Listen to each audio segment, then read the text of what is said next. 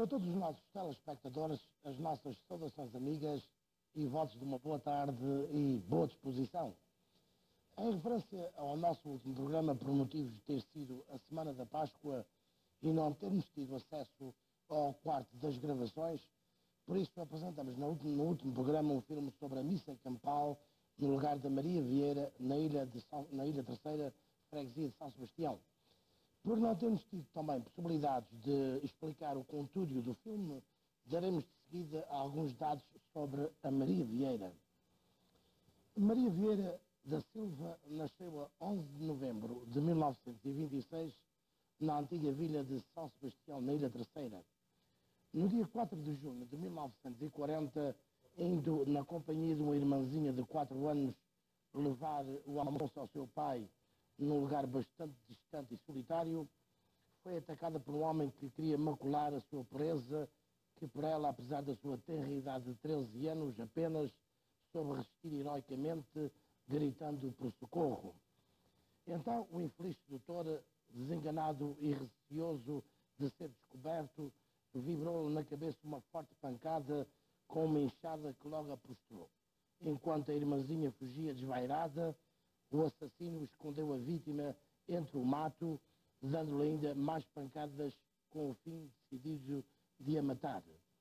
Algumas horas depois foi encontrada por seu pai e conduzida ao Hospital de Santo Espírito em Angra do Heroísmo, onde morreu no dia seguinte, sendo sepultada no cemitério da Conceição daquela cidade. Tendo ainda antes da sua morte recuperado os sentidos, descobriu o nome do assassínio e o motivo da morte, concedendo-lhe o seu perdão. Assim deu a vida para defender a sua presa, esta virgenzinha da cruzada eucarística, deixando uma heroica lição de virtude. Atualmente muitas pessoas se recomendam ao seu valimento junto de Deus. Que o seu exemplo lhe fortifique nas almas juvenis por um amor mais firme à firmeza da pureza. Depois desta pequena explicação da Maria Vieira, vamos apresentar o artista Ângelo Máximo em Menina da Favela.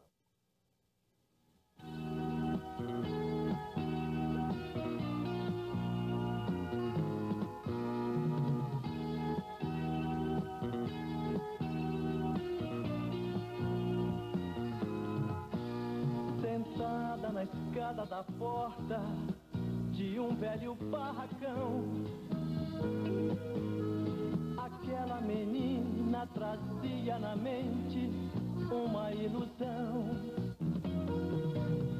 Sentia que tinha talento e servia pra ser atriz.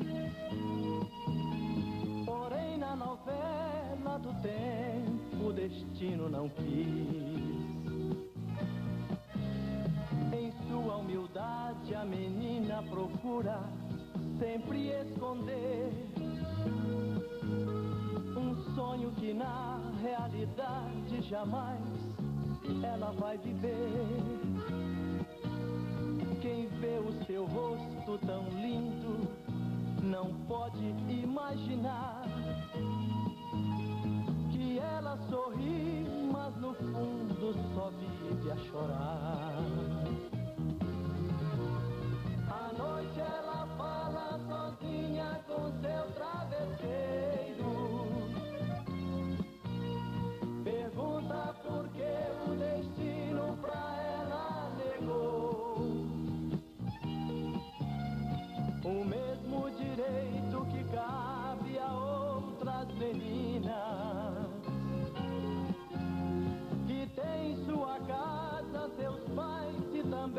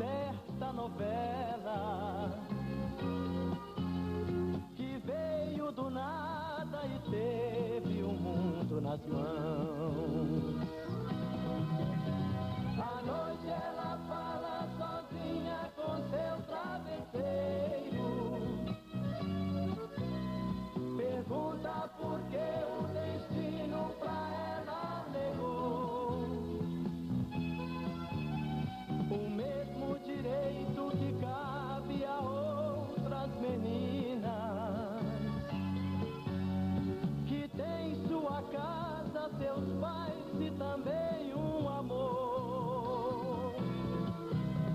E o que ela sonha é um dia sair da favela, poder ser modelo, artista da beleza. Noticiário. A esposa do presidente dos Estados Unidos da América, a senhora Nancy Reagan, convidou a doutora Manuela Yanes, esposa do presidente da República Portuguesa, e mais 16 esposas de vários chefes de Estado estrangeiros a participar no próximo dia 24 de abril, nos Estados Unidos da América, à 5ª Assembleia Internacional da Luta contra a Droga. O presidente da União Soviética, Gorbachev, aceitou o convite do presidente americano Ronald Reagan para um próximo encontro entre estes dois chefes do governo. Não há ainda data para este encontro a alto nível.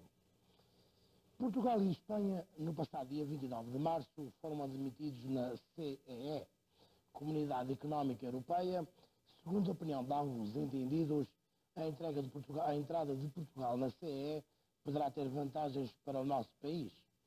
Por outro lado, em virtude das taxas alfandegárias serem mais baixas para os produtos importados dos outros países da comunidade, os produtos portugueses passarão a ter uma maior concorrência. Dando-se a ideia, com a entrada de Portugal na CEE, vai ter-se de se trabalhar muito mais, tanto na qualidade como na produtividade, e com certeza reduzir as 2 horas de almoço para meia hora. E não é só no Canadá a crise do trabalho. Em Portugal, dados fornecidos pelo Instituto de Emprego e Formação Profissional, existem neste momento em Portugal 326 mil desempregados.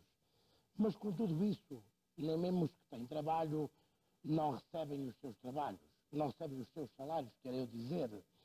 30 mil trabalhadores de várias empresas do ramo de lanifícios, vestuário e calçado, até fins do mês passado, já atingia mais de 2 milhões e 600 mil contos os salários em atraso aos trabalhadores. 11 anos são decorridos da Revolução de 25 de Abril em Portugal. 1974, 1986, 11 anos de democracia no nosso país. No dia 25 de Abril já estão preparadas várias celebrações em todo o país, Madeira e Açores. As reservas do Banco de Portugal, ouro e divisas, sofreram uma quebra de 15, milhões de contos, indicou o Diário da República. O principal indicador da inflação deve-se ao aumento de 23,5% nos produtos alimentares, de bebidas, vestuário e calçado. Mas com todos aqueles desempregados, atraso nos salários, etc., não há razão para parar de pedir dinheiro emprestado. 6 bancos estrangeiros acabam de conceder um novo empréstimo a Portugal, 500 milhões de dólares, cerca de 90 milhões de contos. No entanto, parar é morrer e o governo português já está a negociar mais um empréstimo na ordem dos 7 milhões de contos. Lá diz o velho ditado português que tristezas não pagam dívidas. Meio milhão de contos para os partidos políticos. Os partidos políticos em Portugal vão receber do orçamento da Assembleia da República. Os partidos têm direito a 458 mil contos para subvenção e mais 66% para pagamento a funcionários dos respectivos grupos parlamentares. O general Ramalho Yanes é uma hipótese com amplas possibilidades de vir a ser o presidente do novo partido político em Portugal, o PRD. Isto depois das próximas eleições presidenciais em Portugal. Entre 24 países do mundo, Portugal foi o segundo com maior crescimento no turismo. Em relação a 1983, o turismo teve uma subida de 21%. Na semana da Páscoa era difícil arranjar lugares nos hotéis de Lisboa e Porto. 70 exportadores portugueses vão realizar na próxima semana em Nova Iorque, de 22 a 26, a Semana de Portugal, apresentando os seus produtos tais como confecção, calçado, cerâmica, porcelana e outros artigos. Esta exposição tem lugar no One World Trade Center, um dos maiores dos Estados Unidos da América. A Rainha Isabel II esteve de visita a Portugal. A Rainha Isabel II, ao deixar o espaço açoriano, ao deixar o espaço português, no dia 29 de março, enviou uma mensagem ao Presidente da República agradecendo a hospitalidade com que foi recebida na sua visita oficial a Portugal. A Rainha Isabel II já tinha visitado Portugal em 1957, porque ela nunca esteve nos Açores. E agora vamos então a notícias da Madeira, poucas, mas duas boas. A linha aérea da Madeira, LAR, provavelmente poderá voar para os Açores no próximo ano de 1986, presentemente o LAR só faz ainda viagens entre a Madeira e o Porto Santo. Um imigrante descuidado na Ilha da Madeira perdeu uma carteira com os seus documentos e com 400 contos. Mas no final da viagem da caminhonete onde ele viajava, da Transfunchal, o condutor, ao fiscalizar a caminhonete no fim do dia do seu trabalho, deparou com a carteira na caminhonete e logo no dia seguinte foi entregá-la ao seu dono. Gesto de honestidade e seriedade da parte do motorista. Em volta, o imigrante agradeceu ao motorista e deu-lhe a miséria gratificação de 250 escudos. Pois isto é parecido com o Manuel Duarte no nosso café, que nunca paga um café. Portanto, e agora notícias dos Açores. Por falta de portos em condições e o mau tempo nas Flores e no Corvo, o cargueiro da CTM Ponta Garça demorou tanto como 19 dias a fazer a sua descarga naquelas duas ilhas açorianas. Em 1984, emigraram da Ilha das Flores para o estrangeiro apenas 16 florentinos, 15 com destino aos Estados Unidos da América e apenas um para o Canadá. Hoje, domingo, nos Açores, e é o segundo domingo do Espírito Santo, na Ilha Terceira haverá grandes funções em toda a parte da ilha, pois não há dúvida que a Ilha Terceira, para festas do Espírito Santo, vale a pena visitá-la. E já começa também no dia 1 de maio as célebres touradas à corda, e a primeira no 1º de maio, Dia do Trabalhador, na freguesia da Ribeirinha. É pena não estarmos lá, pelo menos, nós terceirenses. No Tribunal de Angra, nos Açores, o réu já ia bêbado. Um trabalhador rural da freguesia de São Mateus não era homem para delicadezas e tem o vinho e o bagaço por seu companheiro. Entretanto, quando o juiz o interrogou o seu estado, o réu respondeu que aqui cada um fala por si. Eu falo por mim e o senhor fala por si. Em Ponta Delgada, nos Açores, as festividades do seu Santo Cristo dos Milagres é no dia 12 de maio, no domingo, e é a sua procissão onde atrai milhares de forasteiros vindos de toda a parte do mundo para assistir às festividades do Senhor Santo Cristo dos Milagres naquela ilha açoriana de Ponta Delgada. Na Terceira vai desaparecer o antigo bairro da Lata da Serra de Santiago das Lajes. Vai ser construído um novo bairro social com 115 mil fogos e orçado em 100 mil contos. 334 acidentes de trânsito na Ilha Terceira durante o ano de 1984, provocando a morte em 153 pessoas, revelou o Comando da Polícia de Segurança Pública de Angra do Heroísmo. A causa principal destes acidentes foi o excesso de velocidades. Nas Furnas, em São Miguel, completou 101 anos a senhora Maria Augusta Rebelo, nascida em 1884 e ainda é solteira. Ainda se encontra lúcida e gosta muito ainda de cantar. É a senhora mais idosa de Ponta Delgada nesta altura. Vive no lar Luís Soares de Sousa. O aeroporto da Horta foi escalado por 166 voos no mês de fevereiro pela SATA Transportadora Regional. Este movimento teve a razão de 3.146 passageiros. Tratou-se de um movimento fora do normal comparado com os outros meses. Ainda do Faial, e para terminar as nossas notícias dos Açores, já estão prontas as obras do Hospital da Horta e que de seguida apresentamos a todos os nossos telespectadores algumas imagens das referidas obras. O empreendimento, que custou cerca de 1.200.000 contos, foi inaugurado no início do passado mês de outubro.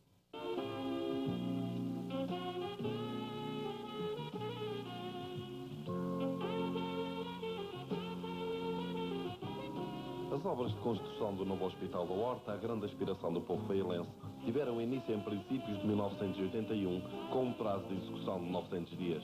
Este prazo, porém, acabaria por ser ligeiramente dilatado devido a algumas dificuldades levantadas com a morosidade no abastecimento de materiais. De acordo com a política de saúde traçada pelo Governo da região, a nova estrutura hospitalar da Horta foi dimensionada às necessidades de saúde do Grupo Central, criando-se assim nos Açores 3 hospitais centrais: Ponta Delgada, Angra do Heroísmo e Horta. A prioridade de construção da nova unidade hospitalar feirense, e bem assim a sua dimensão, tem sido, entretanto, alvo de diversas críticas e opiniões divergentes. No primeiro caso, a principal razão terá sido os problemas levantados a quando da última crise sísmica que danificou quase por completo a antiga estrutura hospitalar desta ilha. Por outro lado, as entidades responsáveis consideram que o Hospital da Horta não está subdimensionado. Apenas dá real importância aos sectores de apoio, carência que hoje já cria sérios problemas às outras 2 unidades de saúde da região. Daí uma preocupação a ser sempre presente na construção deste novo hospital. Atribuir importância aos sectores de apoio, de forma a permitir a adequada instalação de outros serviços essenciais, tais como aprovisionamento, consulta externa, meios complementares de diagnóstico, serviços administrativos, armazéns e outros. Ocupando uma área de aproximadamente 15.000 metros quadrados, o novo Hospital da Horta tem capacidade para 132 camas, distribuídas por 6 unidades, quartos particulares e enfermarias. A nova estrutura, cujo investimento rondou 1 milhão de contos, compreende 8 corpos distintos, com um bloco central, o qual funciona como o coração de toda a estrutura. Todos os serviços ficam localizados em zonas autónomas, com acesso imediato às áreas de laboratório e raio-x. Está equipado com um gerador de emergência, dispõe ainda de um sofisticado sistema de aquecimento a vapor e estação para tratamento de esgotos. Em termos de valência e nível de internamento, esta nova unidade hospitalar comporta os serviços de medicina geral, cirurgia, obstetrícia e pediatria. Será ainda garantido apoio a nível de estomatologia, otorrino, oftalmologia e outros apoios normais em hospitais desta natureza, tais como radiologia, serviços de sangue, esterilização e laboratórios. Constituirão ainda serviços a prestar por esta unidade hospitalar a assistência domiciliária e os serviços complementares de diagnóstico. Como objetivo imediato, pretende-se que cada um destes serviços seja dotado com pelo menos 2 especialistas. Aliás, a questão de pessoal, a falta de técnicos e especialistas, mal extensiva às zonas situadas fora dos grandes centros urbanos, constitui para já a grande incógnita. Algumas iniciativas já foram, porém, desencadeadas. Cursos técnicos têm sido fomentados na região, instituindo-se ao mesmo tempo um sistema de bolsas de estudo e outras facilidades de especialização a médicos que pretendam prestar serviço nos Açores. Por outro lado, a concretização de protocolos já celebrados entre os hospitais centrais do continente e a região poderá também trazer grandes benefícios. Iniciativa importante nesta área poderá ser também o bloco de habitação construído nas imediações da estrutura hospitalar, como forma de garantir imediata e adequada instalação para os profissionais de saúde que pretendam trabalhar no Faial. Por outro lado ainda, o facto de se tratar de uma estrutura moderna e bem equipada poderá também constituir um aliciante para os profissionais de saúde. Como é habitual neste programa fazermos sempre recordações de Portugal, vamos dar início também às nossas recordações de Portugal com a colaboração do nosso colaborador Jorge Morgado Ferreira. E desta vez vamos até à província do Ribatejo, que é uma daquelas que eu gosto do país por ter touros, e na minha terra também há festa brava.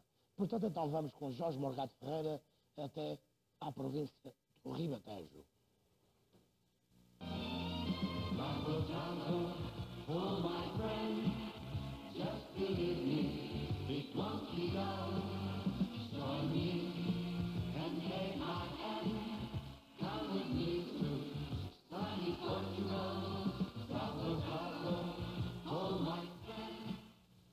Portugal, 89.000 km² na parte mais ocidental da Europa, com 800 anos de história.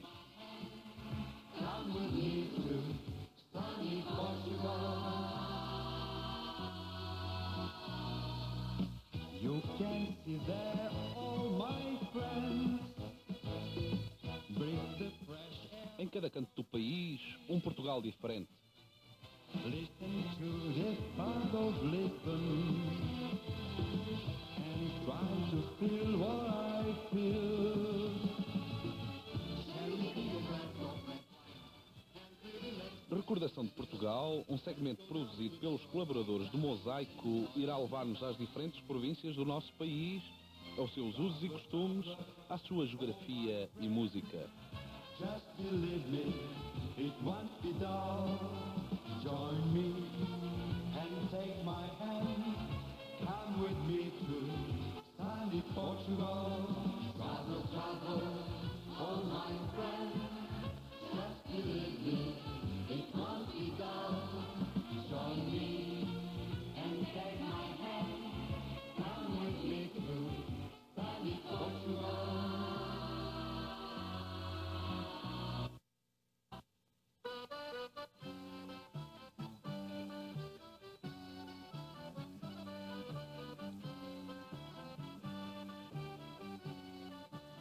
Estamos no Ribatejo. O Campino é sóbrio, pouca coisa o contenta. Passa a semana na Lesíria.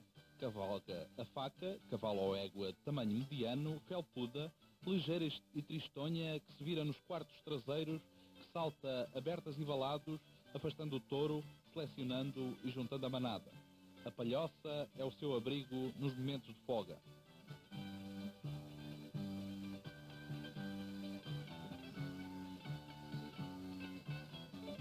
Entre Sacavém e Alverca do Ribatejo, apertadas na longa e estreita planície que corre entre os limites traçados pela via férrea e o Tejo, e na margem esquerda deste rio, desde as cercanias de Alcochete às vizinhanças do Barreiro, encontram-se as marinhas de sal, que constituem uma das tradicionais fontes de riqueza da região ribatejana. A exploração de sal nas margens do Tejo é, pois, bastante antiga, embora não nos seja possível determinar a sua origem. O sal desta área é de excelente qualidade e foi destinado em tempos, na sua maior parte, à exportação. Já no século XIV, ele constituía um objeto importantíssimo do comércio português.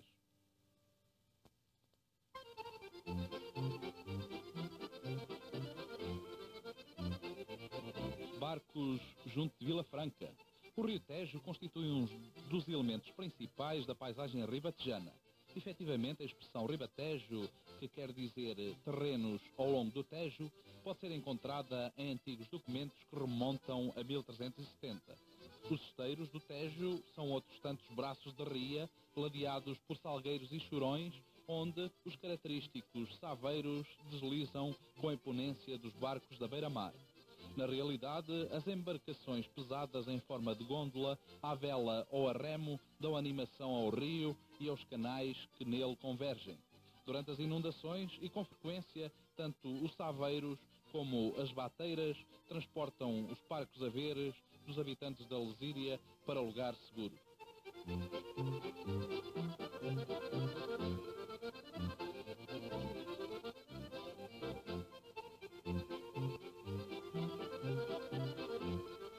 Os avieiros, esses ciganos do Tejo, vivem por vezes em barcos, os quais são adaptados, neste caso, à vivência da família e, conjuntamente, à faina da pesca.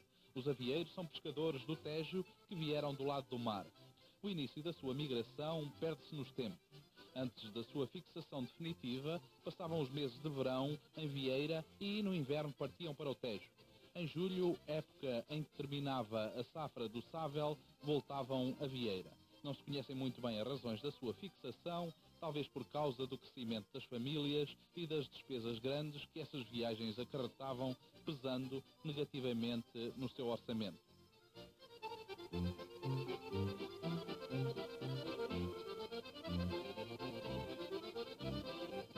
Com a fixação definitiva dos avieiros, surgiu a necessidade da habitação.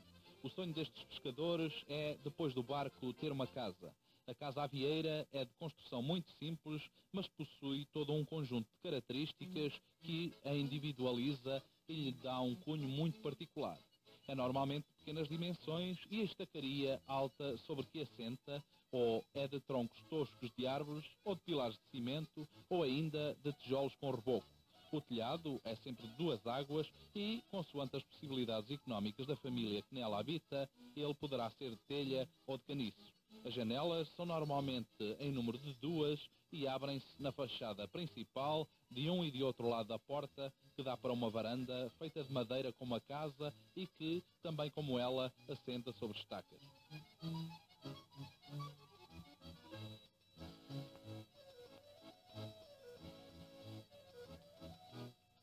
As áreas impróprias à agricultura, devido ao elevado nível de água mais ou menos salgada do seu subsolo, são campos de pastagem onde, ao lado dos cavalos já afamados na antiguidade, deambulam touros negros de corrida. Estes são guardados por abnegados campinos a cavalo.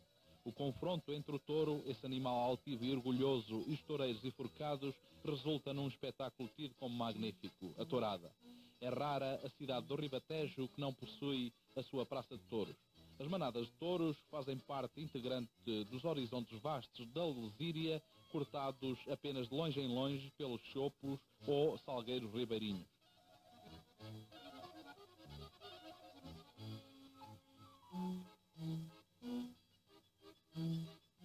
O Tejo divide-se frequentemente em braços entre os quais se encontram ilhas fluviais a que se dá o nome de Mochões.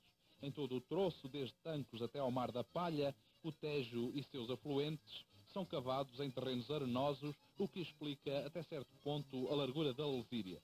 Neste caso particular, mais uma vez se verifica que a água, agente direto, imediato e insubstituível da produtividade das terras, desempenhou e ainda desempenha um papel não menos importante, desagregando as rochas, transportando os seus detritos, reduzindo-os, pulverizando-os e depositando-os, por fim, em extensas várzeas num estado de extraordinária divisão, constituindo argilas e nateiros finíssimos, imensamente ricos e férteis. Por tudo isto, os mochões são dotados para a agricultura, principalmente para a cultura dos cereais.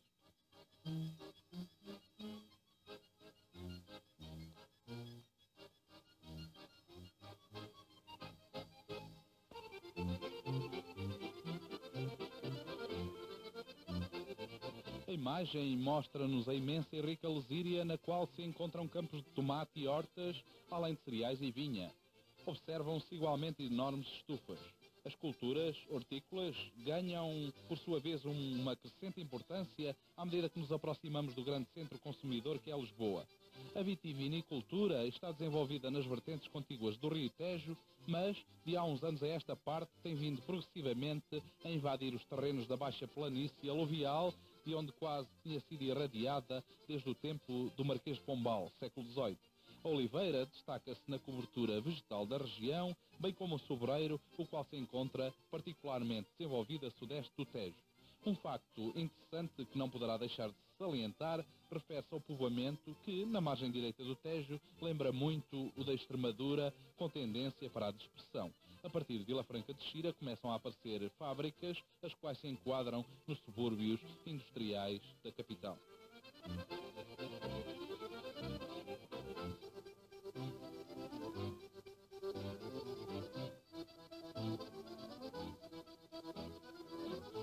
Com a fixação e aumento progressivo da população dos avieiros, foram crescendo à beira do Tejo, aqui além, aglomerados populacionais de uma certa importância, verdadeiras aldeias muito típicas nas suas casas de madeira.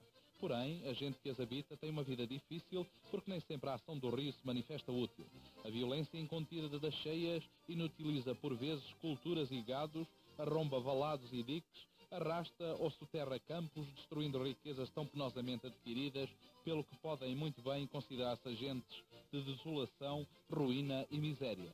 É certo que todos os invernos o Tejo e seus afluentes inundam as Lesírias e neles dispõem a sua fecunda vasa.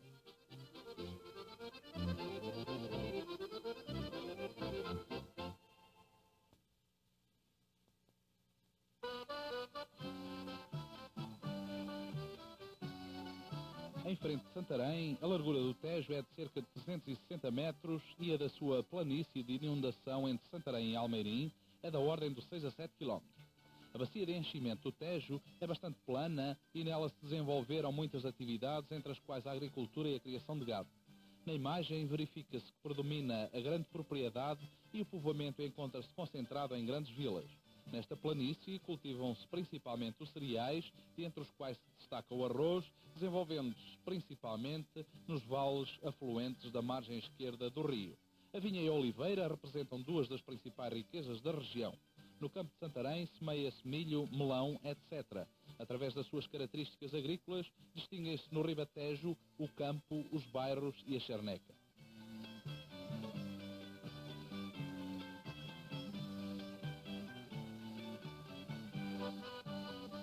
Eis o campino com os característicos barrete verde e colete encarnado, firme e ereto, cavalgando por entre a admiração dos espectadores, mas que, na planície, galopa de varapau ao ombro, conduzindo o gado.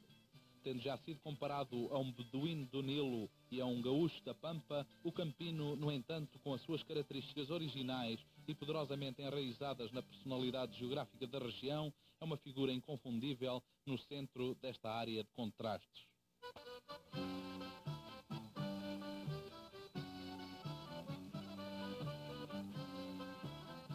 E, finalmente, um aspecto da cidade de Tomar.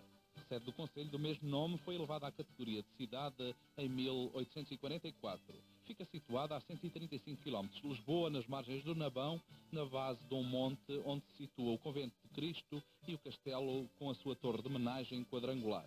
O Convento de Cristo é o principal monumento da cidade. Foi dos Templários e passou à Ordem de Cristo com Dom Dinis. É um edifício verdadeiramente monumental, especialmente pelas suas fachadas de sul e de pomoeiro. É centro militar importante, centro de uma região agrícola de pequena propriedade, centro turístico e centro industrial, têxtil, serração e aglomerados de madeira, rações, papel e cerâmica.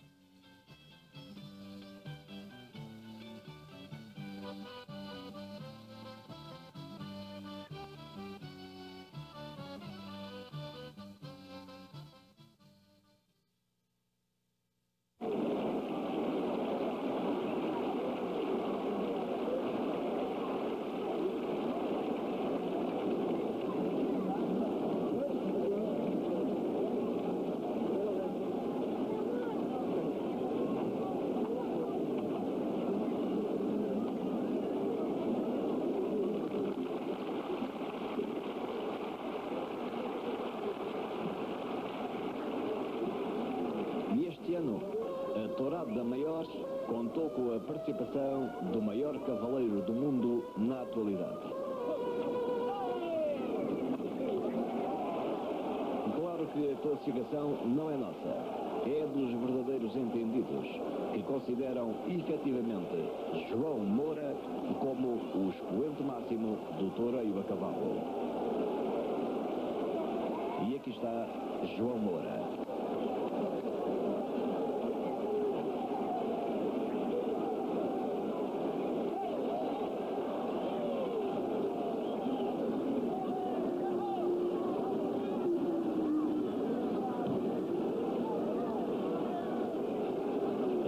O seu valor, a sua coragem, tudo quanto enfim contribuiu para ser considerado o número 1, ficam aqui bem expressas neste resumo.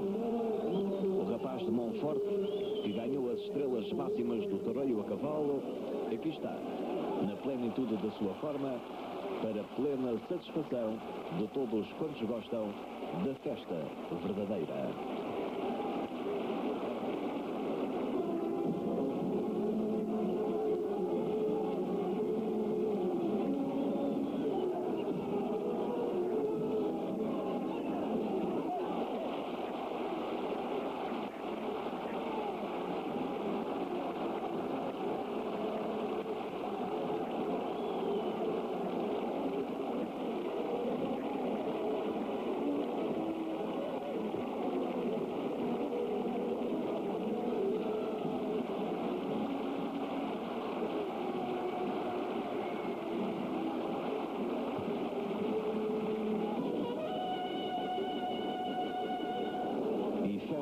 Verdadeira que não dispensa nunca a pega de caras.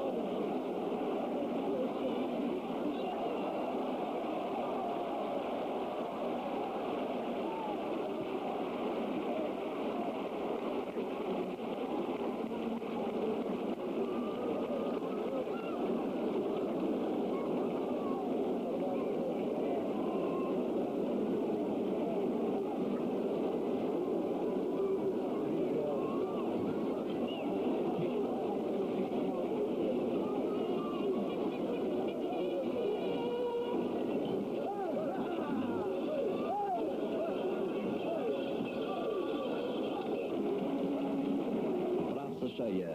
Aplausos fartos para os heróis desta festa que teve Santarém e a Feira do Ribatejo como cenário.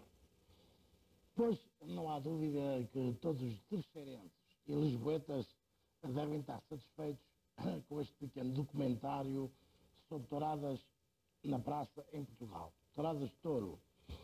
Pois não há dúvida que João Moura é aquele cavaleiro mesmo a sério. E agora uma notícia para aqueles que são terceirenses e com certeza ainda se lembram do João Borba, filho do Tomás de Borba, na Ilha Terceira.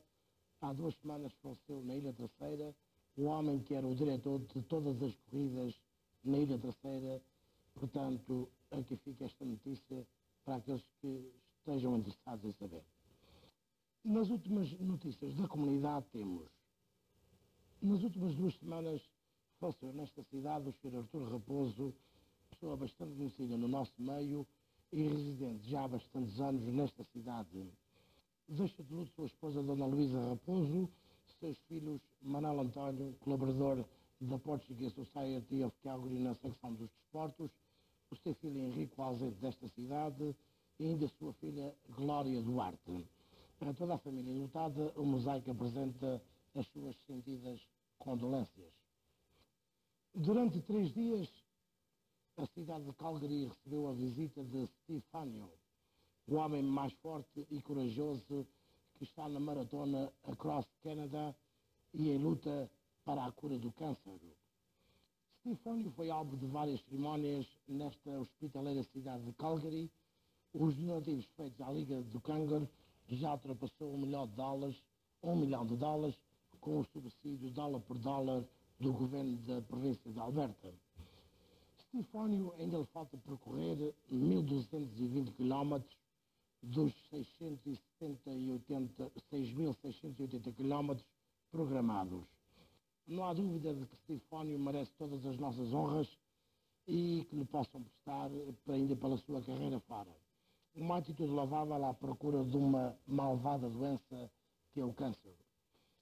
A hora vai mudar no dia 27 deste mês, portanto 27 de abril, os relógios adiantam 1 hora. Portanto, não se esqueçam de mudar o seu relógio para não chegarem atrasados. O LRT, também no dia 29 deste mês, começa a sua carreira oficial para a linha do Norte-Este. E assim ficando aquela zona da cidade Norte-Este beneficiando deste novo sistema de transporte. E agora sim vamos às notícias da comunidade portuguesa. A Escola Portuguesa de Nossa Senhora de Fátima leva a efeito no próximo dia 4 de maio, pelas 7 horas da noite, no Salão de Festas da Portuguese Society of Calgary, uma noite social com jantar e o conjunto musical. Não falta esta festa de Nossa Senhora de Fátima no dia 4 de maio, no Clube Português, às 7 horas da noite. Continua também no Clube Português, na Portuguese Society of Calgary, a preparação e ensaios da Miss Teen Age da Portuguese Society of Calgary, sob a responsabilidade da Sra. Dona Maria Silva, e que o espetáculo está marcado para o dia 19 de maio naquele clube. Também, ontem à noite, no Salão de Festas da Portuguese Society of Calgary, houve o baile do vestido azul. Não sabemos, com certeza, os resultados da premiada, mas no próximo programa daremos esta informação. A Portuguese Society of Calgary leva a efeito um serão dançante no próximo dia 27 de abril, às 7 horas da noite. Baile este dedicado aos jogadores do Luso Canadian Sports, da primeira divisão.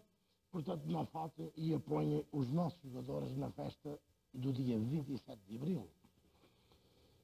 A Voz de Portugal vai realizar a sua festa ao ar livre este ano, e é no dia 29 de junho, o dia de São Pedro. Todos os domingos, das 3 às 4 horas da tarde, através da estação de rádio CHRP 1280, das 3 às 4 horas da tarde aos domingos, poderão ouvir o programa radiofónico em língua português, A Voz de Portugal, com o seu diretor Manuel Correia. A Voz de Portugal também traz-nos uma surpresa para este inverno. Dizem os responsáveis pela Voz de Portugal que este ano vão levar efeito a Miss Calgary Voz de Portugal. Pois não há dúvida, se calhar ainda vamos ter para o ano, ou ainda este ano, um Mr. Portugal. Futebol na comunidade. O Luso Canadian Sports, que é da Portuguese Society of Calgary, e os seus jogadores treinam todas as quartas-feiras às 6 horas da tarde no 47 Street e na 8 Avenida Southeast em Forstland. Portanto, aqueles que estiverem interessados em aparecer aos treinos são convidados. Também os jogos oficiais para a Liga de Calgary da Primeira Divisão devem começar em princípios de maio, portanto entre 15 e 18. Entretanto, não temos mais informações sobre este assunto, mas com certeza no próximo programa daremos mais informações. Para já, os diretores da equipa do Luso Canadian Sports da Portuguese Society é o Sr. Carlos Silva como diretor, o treinador é o nosso grande amigo Sidney Costa, homem entendido com os jogadores, e o homem que é o coração daquilo tudo, segundo eu suponho, é o Sr. Alfredo do Campos. Portanto, já soube através do Sr. Alfredo Campos esta tarde de que temos 5 estrangeiros a jogar na equipa portuguesa, mas os restantes são todos malta portuguesa, malta amiga e malta que até sabe jogar o futebol. E agora vamos falar um pouco das coroações do Espírito Santo.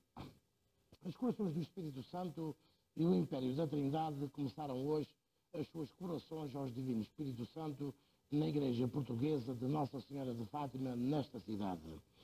Hoje é o primeiro domingo nesta cidade e é o Sr. José Eli da Guiar que dirige este domingo e que vai fazer umas belas sopas, vai convidar os seus amigos e com certeza todos os seus familiares. Eu até já estou a cheirar aquela bela sopinha. Mas de qualquer maneira o segundo domingo é o Sr. José Carreiro e o terceiro domingo pertence ao nosso amigo Manuel Medeiros, aquele homem que é o Manuel Largueza, que toda a gente conhece nesta comunidade e que até gostou muito do nosso filme que apresentamos o domingo passado sobre a Maria Vieira. Nos Açores, de maio a outubro, as festividades do Divino Espírito Santo são de respeito do povo e, sem dúvida, de alegria e tempo de promessas. E é a fé do Divino Espírito Santo. É a crença do povo açoriano no Divino Espírito Santo e no mundo inteiro. Onde haja açorianos, o Divino Espírito Santo é o seu anjo da guarda. Mas todo o povo da nossa comunidade pode compartilhar esta devoção do Divino Espírito Santo todos os domingos as coroações na Igreja Portuguesa de Nossa Senhora de Fátima. Para aqueles que têm de fazer as suas coroações ainda este ano, vão os nossos maiores votos de felicidades e, como é tradicional dizer-se nesta altura, que o Espírito Santo vos ajude.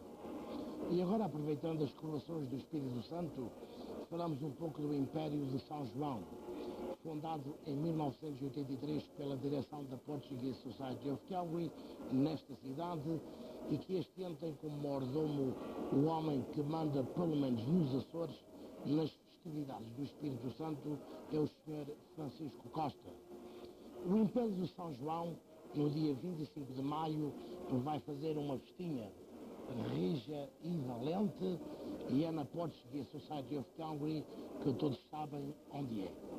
E começa, vejam lá, começam ao meio-dia.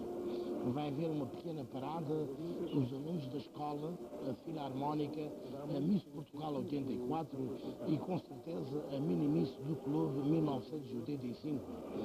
Vai haver aquele lindíssimo bolo de leite, mesmo à nossa maneira, com vaquinhas e aquele leitinho mesmo quentinho. Uma gentileza do José de Tencourt. E hoje depois vai haver massa sovada, vai haver aquele leitinho quentinho para todos os nossos presentes. A esplanada vai trabalhar e a rua todo o dia e dentro do clube vai haver música para todos. Mas o melhor da festa é a nossa cantoria. Aquilo é que vai ser mesmo a desbancar. Vamos ter da Califórnia cantares regionais, com os cantadores Alberto de Souza, Manuel dos Santos e os tocadores Orivaldo Peirinha, José Feliciano. Estão de parabéns o Francisco Costa e todos os ajudantes por esta bela festa que nos vão proporcionar. Para assistir a esta festa do clube, e no dia 25 de maio, ao meio-dia, não esqueça a hora que é muito importante, ao meio-dia, a entrada é grátis, não paga nada, mas se puder levar uma pequena oferta, está ok. Se não puder levar, ok está. Sempre ajuda e o Divino Espírito Santo não vos esquece. Eu, por mim, se houver aquela espinha do Espírito Santo, já não quero mais nada. Mas aqui fica um pedido a todos os portugueses dessa cidade, venham à festa do Espírito Santo do Império de São João, mesmo que não seja irmão do Império, é bem-vindo. E traga a sua família toda, passe um pouco com portugueses e portugueses. E também agora, em nome da equipa do Mosaico, queremos agradecer o amável convite que nos foi feito pelo Sr. Francisco Costa e todos os seus colaboradores. For me, breathing means being able to complete an end-to-end rush at the end of a long shift. But for children like Candace Calloway, it's a fight for life. Given 1 hour to live at birth, she's now at home with her family and has hope for a full life. Your Christmas seal donations to the Alberta Lung Association made a difference. Please, give generously to Christmas seals and give a child a chance to breathe.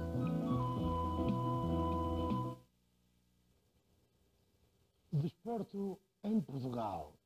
O Porto, Futebol Clube do Porto, comanda e com possibilidades de vir a ser o campeão de futebol da primeira divisão em Portugal. No entanto, ainda faltam 6 jogos para terminar o campeonato. Resultados dos jogos da semana passada da primeira divisão: Académica 1, Benfica 2, Belenenses 2, Portimonense 0, Farense 0, Boa Vista 1, Guimarães 3, Setúbal 1, Penafiel 1, Braga 0, Salgueiros 2, Rio Ave 0, Sporting 4, Vizela 0. O jogo importante foi o Varzim com o Futebol Clube do Porto, onde o Futebol Clube do Porto ganhou por 2-1. A classificação geral dos 3 primeiros classificados da primeira divisão é o Futebol Clube do Porto com 45 pontos, o Sporting com 40 e o Benfica com 33 pontos. E está o Lanterna Vermelha, que é o Vizela, com 14 pontos. No remate ao gol, continua o grande jogador do Gomes, o Gomes do Futebol Clube do Porto, com o primeiro lugar no total de 33 golos, 22 marcados em casa e 11 golos fora de casa. No segundo lugar está Manuel Fernandes do Sporting, com 15 golos, 10 em casa e 5 fora de casa. Portugal ficou em 4º lugar no campeonato dos golos, com 8 jogos e 20 golos. O primeiro vencedor foi a Alemanha Federal, com 7 jogos e 25 golos. A segunda divisão, classificação. Zona Norte comanda o Chaves com 31 pontos, seguindo o Aves com 30 pontos. Na zona do centro, Elvas, primeiro lugar, com 30 pontos, Sporting de Covilhã, no segundo lugar, com 29 pontos. Na terceira divisão, Série E, o Lusitânia dos Açores 3, Vila Franquense 1, Águia Desportiva de Ponta Delgada também dos Açores 3, Moscavide 1, Santa Clara também dos Açores com 0 e o Atlético de Cação com 1. A classificação é o Sacavarense com 35 pontos, o Oriental 33, o Lusitânia dos Açores com 31, o Santa Clara mantém-se no 13º lugar com 17 pontos e também igual para o Águia Desportiva dos Açores. Na Zona Sul, a Madeira comanda no primeiro e segundo lugar. O Marítimo da Madeira comanda com 38 pontos, a União da Madeira também no segundo lugar com 33 pontos. Imigrante português de Monte Alegre, Trás-os-Montes, brilha no ciclismo mundial. Acácio da Silva, de 24 anos, é a grande esperança do ciclismo em Portugal. Presentemente vive na Suíça, mas com vontade de regressar a Portugal, e ficou em segundo lugar na etapa Tirreno-Adriático. Vítor Damas, o guarda-redes do Sporting, completou no encontro com o Elvas 600 jogos pela equipa do Sporting. João Rocha, presidente leonino, desceu Relvado para entregar a Vita Damas uma placa comemorativa à ocasião dos seus 600 jogos disputados pelo Sporting. E agora vamos apreciar alguns flashes que eu sei que vocês até desportistas gostam de ver assim uns jogozinhos de vez em quando, e não me admira. Portanto, é do Belenenses e do Sporting. Para todos, que tenham uma continuação de uma boa tarde e voltaremos dentro de momentos para anunciar um novo artista. Aqui David Byrne a obrigar Damas a uma boa defesa e o Sporting um pouco retraído, de vez em quando lá tentava o contra-ataque, como neste caso em Colitos atira quase à figura de Melo. Mas a toada ofensiva mantinha-se por banda dos homens do Restelo, com David Byrne em grande destaque, visto que era sem dúvida quase ao longo de toda a partida, isso foi patente, o homem que mais remou contra a maré. Depois, claro, acabou por estourar porque não aguentou o ritmo infernal com que jogou na primeira parte. Aqui um remate de Artur às redes laterais e depois, aos 38 minutos, a jogada de contra-ataque que dá o golo ao Sporting. Um excelente remate de Sousa, bastante bem colocado, não dar qualquer hipótese a Melo. Até final da primeira parte, o Belenenses mostrou que tinha sentido demasiado este golo e foi o Sporting quem dominou os acontecimentos até ao intervalo. Na segunda parte, as coisas não se alteraram muito, como dissemos há pouco, e daqui vai nascer a jogada que dá origem ao segundo golo. José António carrega Manuel Fernandes sem bola, falta. Entretanto, entrar a Jaime na equipa do Belenenses, a substituir Dudu e Eldon. Na sequência do livre apontado por Litos, faz assim o 2-0. Estavam decorridos apenas 6 minutos da segunda parte. O Sporting tinha o jogo na mão e não mais deixou fugir esta vitória. Daqui vai nascer o lance do terceiro golo. Manuel Fernandes não estava fora de jogo quando Xavier lhe endossou a bola. Ficou isolado, não teve dificuldade, fez o 3-0. Depois seria ainda o Sporting a criar mais algumas oportunidades. Vamos ver um remate de Manuel Fernandes ao poste, assim, com Melo batido. O Belenenses ia tentando a sua sorte, mas já sem a chama da primeira parte, e David Byrne, sempre ele, a atirar aqui à figura de Damas. Depois surge um lance controverso. Aqui, uma jogada de David Byrne, Dejão está fora de jogo, o árbitro, o Sr. Veiga Trigo, anula muito bem este golo. Vamos ter a oportunidade de ver a jogada em replay, em câmara lenta. Podem ver aqui Dejão fora de jogo e, portanto, Veiga Trigo muito bem neste lance. E para finalizar o nosso programa de hoje, apenas uma pergunta aos responsáveis por esta comunidade. Em Portugal, Madeira e Açores faz as comemorações do 25 de Abril. Nesta cidade, onde é que está as comemorações do 25 de Abril? Talvez nos nossos trabalhos. E agora, seguidamente, vamos apresentar o novo Michael Jackson em Portugal, que é o Alex, no breakdancing. Entretanto, queremos agradecer a vossa audição deste programa de hoje. Convosco estiveram hoje o produtor desta televisão, Pinto Ferreira, Paulo Estina do Coração, José Borges da Silva, Herculano Monteiro, o Nicodemos da Silva e a Sandra Ferreira, e o homem que é o coração deste programa, David Campbell. Para todos, boa tarde e até ao nosso próximo programa. Para todos, um abraço aqui da equipa do Mosaico.